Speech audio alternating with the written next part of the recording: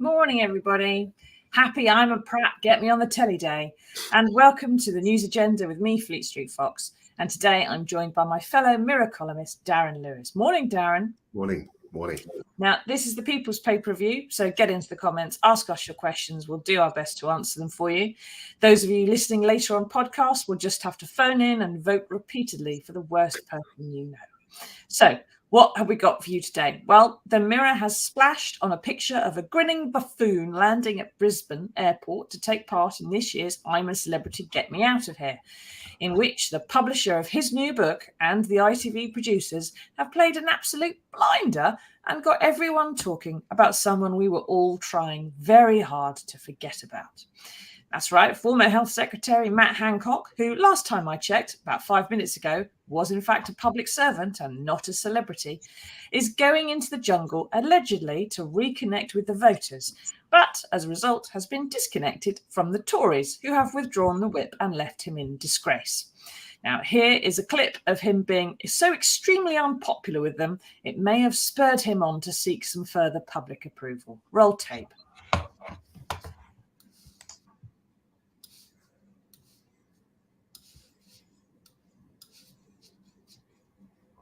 There we go. Completely snubbed by the new Prime Minister. Is plainly got his nose a little bit out of joint there. Now, Darren, this is exactly what happened with Nadine Dorries when she went into the jungle about a decade ago. She lost the whip too on her way in. And when she should have been at work, and she wound up in government after that and is now nominated for the House of Lords. So Matt Hancock would probably be expecting to lose the whip, and it wouldn't expect it to harm his employment prospects at all, would he? No, it wouldn't. And I think it kind of symptomizes the degree of arrogance that has always surrounded the Tories, in so much as they believe they will always land on their feet. And Hancock is taking, I don't even think this is a calculated risk for him, because I think he's clearly in the departure lounge of his career. And I think as far as he's concerned, he doesn't, I think we've articulated. He's far too close to that lady. Sorry. Yeah, Wendy Maisie. I think Wendy handled that particularly well, actually, because I think, again, that is what Matt Hancock's all about. No self-awareness, no real ability to kind of read the room. And she had to just move away from him in the end when she realised, no. It was a very viral clip. I mean, I can't put myself in her position. You probably can, Susie. And every woman has been in this position when you wave your hand to somebody and you find it inexplicably you've just hit his crotch because he's so close to you, which is what just happened to her. And then so she's trying to carry on and be polite, but it's just sort of gradually moving away. Anyway, I'm going to take a step away now, Mr. Hancock. And you have no sense of personal space. I almost wonder if this clip as well sums Matt Hancock up in a nutshell. I mean, he's quite unfortunately named in the first place, but I think as far as he's concerned, he just lacks that awareness and the inability to read the room and to kind of understand the way that he's being perceived. And that headline right there, I wrote a column about him today. I felt that he does represent everything that is wrong with our politics right now. And, maybe it's on us. Maybe we get the politicians that, our society produces, but there's almost a despair about his failure to understand that there have been so many bereaved families, not just the ones that have suffered loss, but, the ones who've had their lives affected, your life, my life, the lives of the people watching this show. And yet we have this guy who thinks after all that he can go into the jungle. And I know Lembit Opik went in, and I know Nadine, as you were saying, went in as well. But that was 10 years ago. They were very different circumstances, and none of them presided over one of the worst COVID death tolls in the world. No. Matt Hancock did. And as you saw in the picture, I don't know if you can flash it up again, he quite literally, I said this in the piece, he quite literally slept on his watch with his mistress. Can we stop looking at that picture? Because it traumatizes me every time again, but I have to see it. It's a great headline, Darren, but I don't want to see that image. And I have the horrible feeling that when he's in the jungle, no, stop it, Edward, backstage. No. I mean, unfortunately, you can't unsee it. We're going to have that video played at us, aren't we? Over and over and over again now. Now, as Mike says, I hope every contestant asks Hancock repeatedly, why aren't you at home doing the job you're paid for before silently watching him wander off to eat more animal private parts? Now, you've raised the point about a couple of other politicians who went in, Lembit Opik and Nadine Dorries, but of course they were backbenchers at the time. Matt Hancock is a backbencher now. They should all have been representing their constituents and were taking, I don't know if they all actually took it in the end, but were being paid ostensibly by the taxpayer at the time. But none of them were former cabinet ministers, like you said. None of them were reviled in the public consciousness for the same reasons that Matt Hancock is, perhaps. Jill says, let's hope the public vote for him to do all the trials. He's a disgrace. He should be sacked. But again, it's taking the heat off the present crisis. And they've got a point here, haven't they, I think, Darren? Because unlike when Dorries went in, she just annoyed her voters and her constituency, and they forgot about it in time for the next election. But Mr. Spatchcocked here has also upset the COVID families who blame him for the loss of many thousands of loved ones unnecessarily and prematurely during the pandemic. They say the PPE failures, the contracts for mates, the discharge of people into care homes without testing them for COVID, all caused extra deaths and waste of public money. This is someone who would unite anti-vaxxers and COVID families in loathing, pretty much. But one person who might be a bit less than thrilled, according to the Mirror at least, is the new campmate, is newsreader Charlene White, who's in the jungle. And she's spoken out before on Loose Women about how devastating her family found it when they had to have a socially distanced funeral for her great aunt while the Tory leadership were partying in Downing Street. Now, that is a slightly separate issue to what Matt Hancock did wrong in office. He was present at one of those Downing Street parties, but he wasn't linked to the partying that she was so upset about. But Darren, you've been speaking to some of Charlene's family, and they're perhaps trying to be a little bit more positive about it. Yeah, I mean, listen, they'll handle it with the class they normally deal with this kind of situation. But I do hope that inside the camp, Hancock feels the isolation that the families felt. Not just Charlene's, but many others felt during that period. I think as the Queen is a perfect example. The late Queen, who had to be isolated at Prince Philip's funeral. And there'll be thousands, millions of ordinary people who will have felt isolated in their deep, darkest moment. And this is why, Susie, I feel, yes, people might say, I hope he does all of the worst trials, and he does, eats kangaroos, this and that. For me, I don't think, and I say this in the piece, any amount of humor generated from the hours that he's on the show can compensate for the grief and the loss that families are feeling. I don't care if he gets his head stuck in a box full of spiders, or if he has to jump off a cliff without a heart, whatever. The fact is that we all have to ask ourselves, is this appropriate for the national broadcaster to be, to get this guy who wrecked the lives of so many people? And you might say, well, I didn't do it deliberately, and that's fine, and I could take that.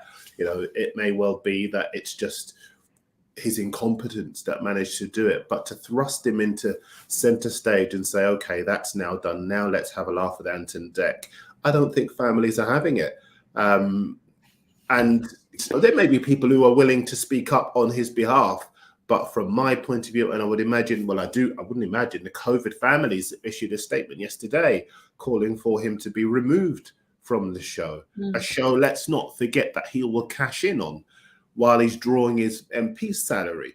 He says he's giving some of the money to some good causes. I think a hospice in his constituency and some dyslexia work. I don't think he's specified how much. And not, again, he should be. Personally, and this is only my personal opinion, I can't speak for the many people. I'm sure they'll speak for themselves when they come on and they message in. I don't think he should be on there. I think it is a misstep. I think as far as the show is concerned, there are lots of people they could get on there who would provide us the humor that we wouldn't have mixed feelings about or utter contempt for. He's not a pantomime villain. He's a guy who wrecked lives of lots and lots of people. And as you put it so well into context, he profited from it. He had his extracurricular activities around it. This is a guy whose mendacity has affected the lives of a lot of people. And I don't think you can turn that into entertainment. Well, we'll have to see, won't we, what Anton Deck can manage. I'm sure we'll have lots of shots of that video. I'm sure there'll be tasks involving social distancing or masking up. And perhaps... Do you agree? Do you agree? Do you agree, Susie? Where do you stand on this? Well, I pretty much agree with you. I think it maybe is a slight misstep. We'll have to see, though. I mean, Debbie Ann says here, he didn't make the virus. Leave the man alone, stopping this bullying. When did it become acceptable to pick on people and single them out? To be fair, Debbie's got a point that, it wasn't a government that did lots of these things and a department, and Matt Hancock would have been acting on advice from his advisors. But, Debbie Ann, he did also single himself out by going into the jungle, by saying, I'm a celebrity, get me in there. So there is, and this ritual humiliation, which is going to be going on, that he is going to be voted to do all the tasks. That just is. It's going to be like when Katie Price been on, just get all the tasks done. That is bullying. That is a nation saying we don't like you. But Jill says there, he should be answerable for his actions. So I think there's this ethical debate. Is this someone we ought to be bullying? Is that part of the process of being a society that we do round on people who've done the wrong thing in some respect? Can I say, I mean, he says, because he's done the, as you would expect, he's done the interviews but sees this as a jolly thing, and he's beaming from ear to ear, saying he's going in there to connect to people and show the human side. Well, I think one or two people would have liked to have seen that humanity during the crisis. They would have liked him to be more transparent during the crisis.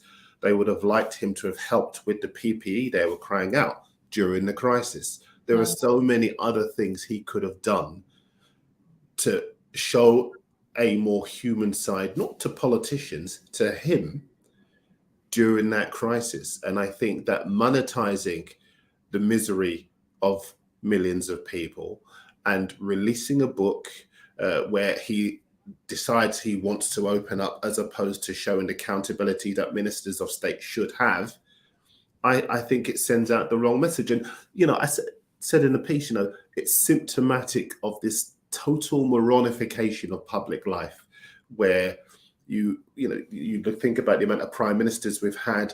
Everyone wants to go at being home secretary, everyone wants to go at being chancellor, nobody knows their brief. It's years ago, politicians had some degree of honor and some degree of gravity when they assumed the roles of Minister of State. Mm-hmm. And right now we've got guys who waltz in, have a go, when they finish, they get paid and they waltz off into the sunset, while ordinary people are left paying for bills through the roof, crying over lost loved ones and suffering the kind of carnage in their daily lives that politicians, ministers couldn't care less about. Yeah, well, it's worth bearing in mind that Matt Hancock's experience of normal life was working as a Bank of England economist briefly before he joined the Conservative Party policy unit and came up through the ranks and then got picked for a safe seat. So how much normal human beings in there, we'll have to wait and see, I suppose. Joe says, this man's being paid to do a job for his constituents. He should be sacked. He can be recalled if there's enough people in his constituency that want him to. The Mirror has spoken to some of those constituents in the paper today, and not a single one of them is chuffed about the idea. I think even his constituency association chairman is pretty unhappy. So we'll have to see how some of that goes. Now, keep asking us your questions. Do you think there's any benefit whatsoever to Matt Hancock or the world at large for him going into the I'm A Celebrity jungle? It is possible, if not very probable, that the public will take him to their hearts and see a nicer side of him, see the human side. But it's more likely Ant and Dec will take the mickey out of him on primetime telly every night for a fortnight, and we'll watch him being richly humiliated, dancing with his not wife again. You prepare yourselves for all of that. But Darren, there is this, I think this is where I stand on this. There's a serious point here, because while all this is going on, light is being made of it. It comes down to talk about kangaroo testicles and, how funny Ant and Dec can make a joke at his expense. He's being mocked. And that really reduces the fury of those families, the country at large. It reduces the wrong that he did when he was in office. And you write in your column that you think ITV has misstepped here. Because they're supposed to get controversial figures on and have people wanting to watch the television. But do you think it'll backfire? Is this a bit too far? I think it could. Well, I know, and this is a slight move away, but I know all about dealing with families who are bereaved. I know you work with the vets, the nuclear vets, and the fights that they've had to go through to get justice and accountability, etc. The fine work it is too. And, I think of the families of those who've been bereaved, and those who have suffered avoidable deaths. And my thoughts are with what they will be thinking every night while other people are giggling over the kind of frivolity that some of the others in that campsite will put themselves up for and be involved in. But this guy, who should be accountable to the public, to his constituencies, to the nation, to his constituency, to the nation, I just can't see that they would be smiling every day, knowing that this guy is having fun at their expense. And I do see it as having fun at their expense. I do see it as him basically laughing at them. I want to use a stronger term, but we're a family show. But I do see it, ITV, as having made a rare misstep here, because I don't see that as fun, humour, jollity, entertainment. I just don't see it. A Minister of State that has been at the centre of so much carnage. Years ago, you'd have hidden your face. As I said in the piece today, you'd have hidden your face. You'd have had some degree of sobriety around this.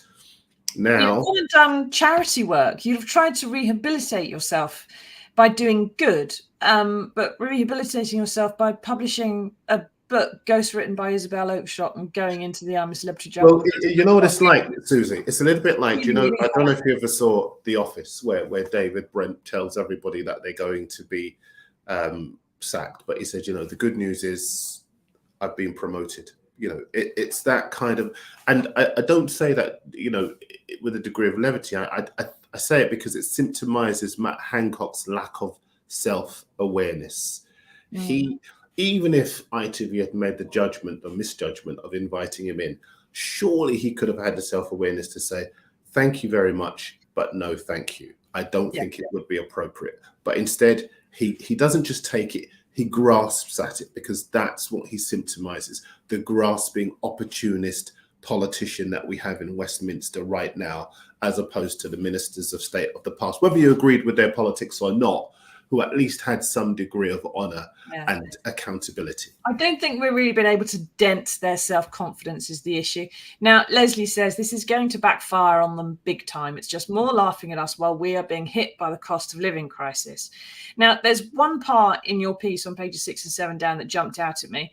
You say that the statesmen of the past remain in our rearview mirror, replaced by a 21st century clown car crammed with thugs, narcissists, and more sex pests than a 1970s office Christmas party. But it's a clown car that's killed thousands of people, but the clowns don't seem to have noticed. They don't seem to have lost that sense of self-regard. I think that's the fundamental problem, isn't it? That's got him in there. His ego is just as good as it ever was. Well, absolutely. And again, this is a week where you've had Suella Braverman talking with impunity about migrants after a firebombing at that migrant centre in Dover, and using the kind of 70s rhetoric, invasion, threats, that kind of. This is a government. Well, absolutely. It's a government without empathy, a government that doesn't care. Ministers, past and present, who couldn't care less about you or I, noses in the trough while people are suffering from the cost of living crisis and using food banks. This is what Matt Hancock represents.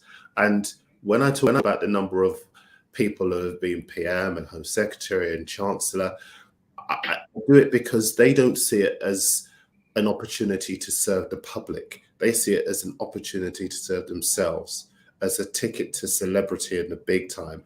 And we see how this is panning out. He has already done another reality TV show that's going to come out later this year. As you say, he's going to be making money from that book. And all the while, people are suffering.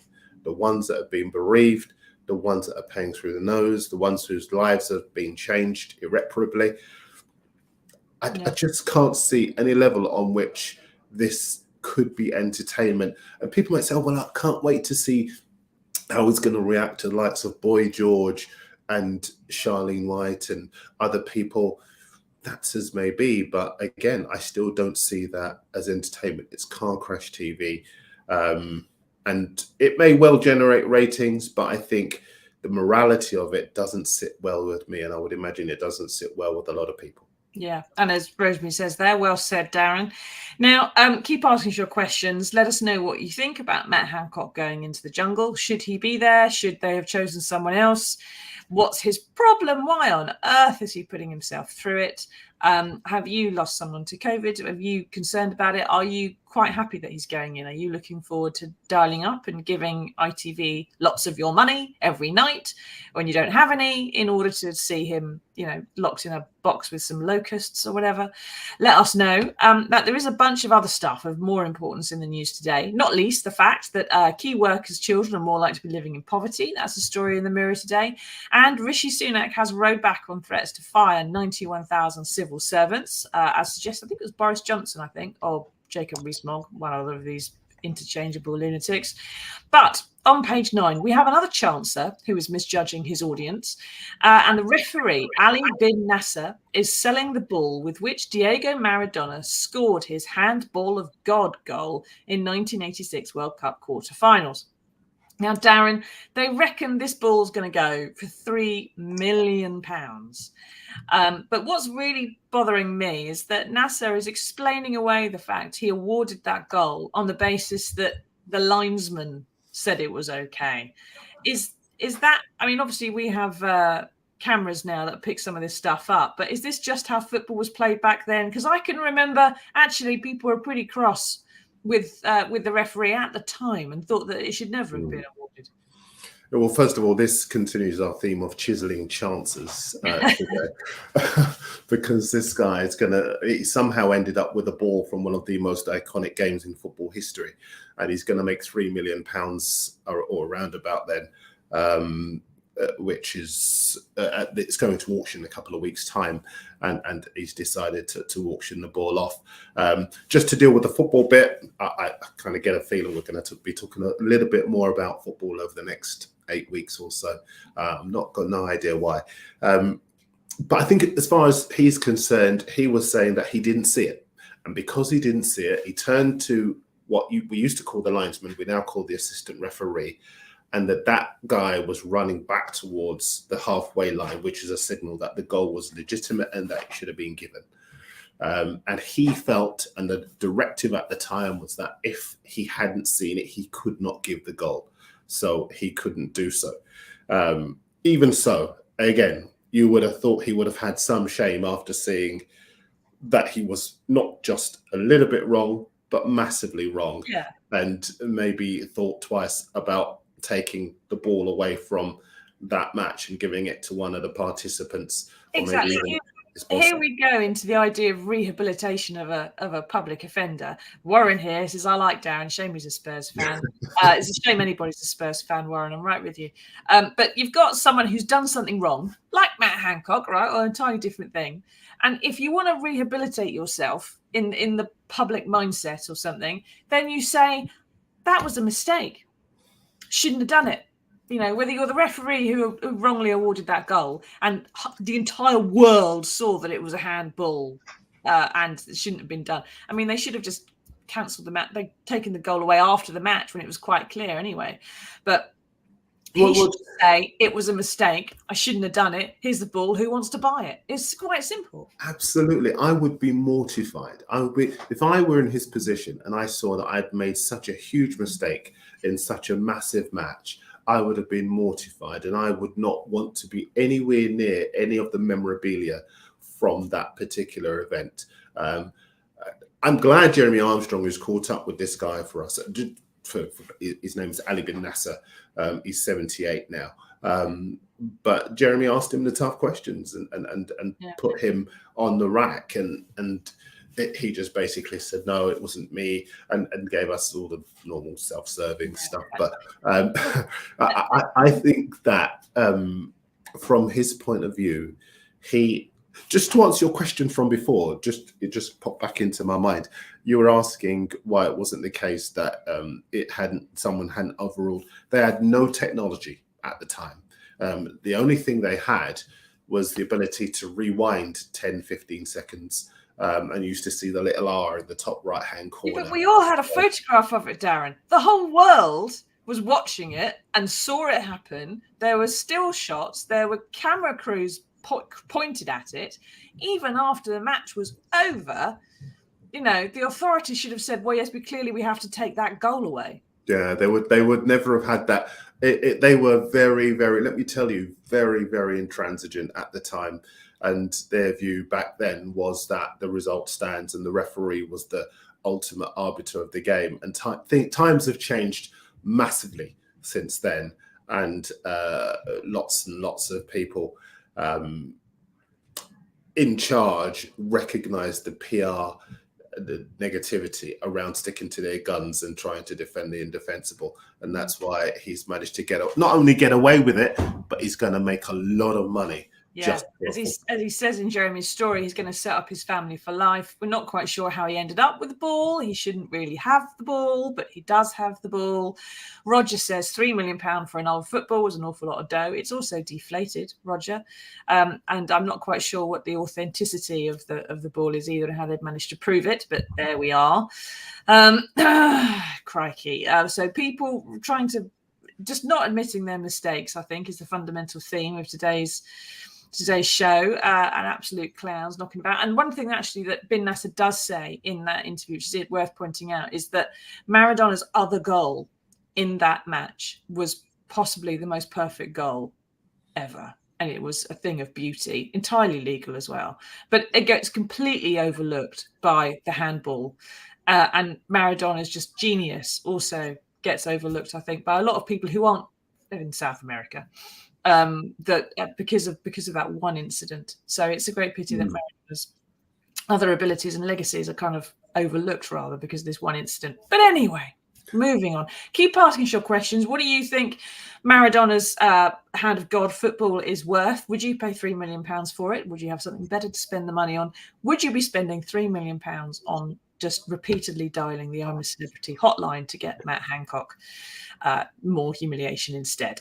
Do let us know. But in the meantime, we have found some good news for you. There is some in the world, and here it is.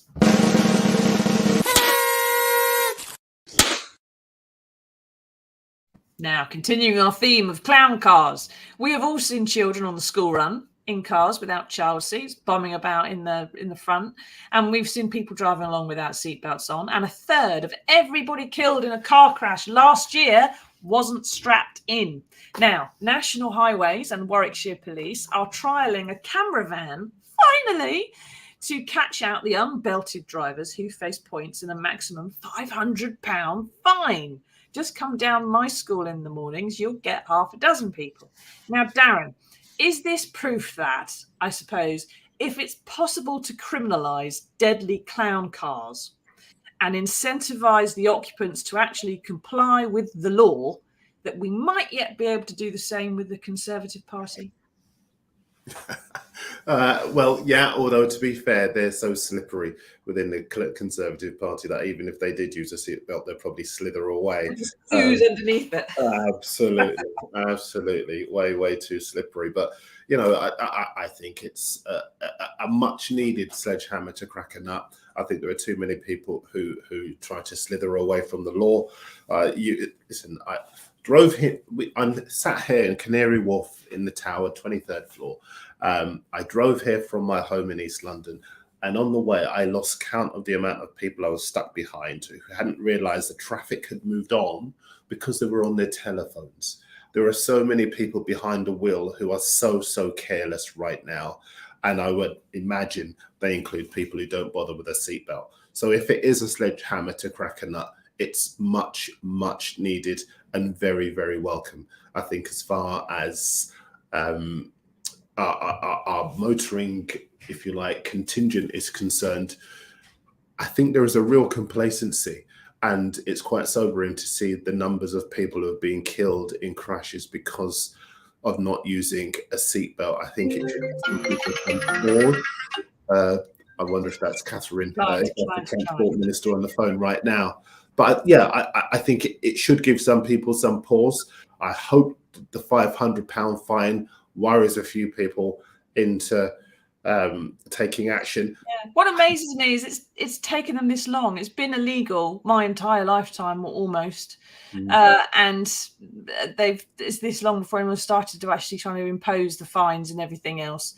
And the amount of money it would save the NHS on life-altering injuries and lifelong social care just makes this absolute. Definitely should be doing it. They should have done it sooner, but please could they also concentrate on Westminster, because there's a few people driving the car there who probably aren't doing it properly. Ricky says, should PJ and Duncan be held accountable? Yes, they should, for everything. There we go. I think we fixed it. And we'll come back, I suppose. Thank you very much, Darren, for joining me on this and explaining all that. Thank you, everyone, for taking part. Join us again next Monday, and we'll get ready to rumble. See what I did there? With the new week, when I think I'm a Celebrity and World Cup and goodness knows what will maybe have started. We'll be moving further on. If you're listening to us on podcast, please leave us a review. And other than that, we'll see you all again next week. Thank you, everyone. Tatty bye.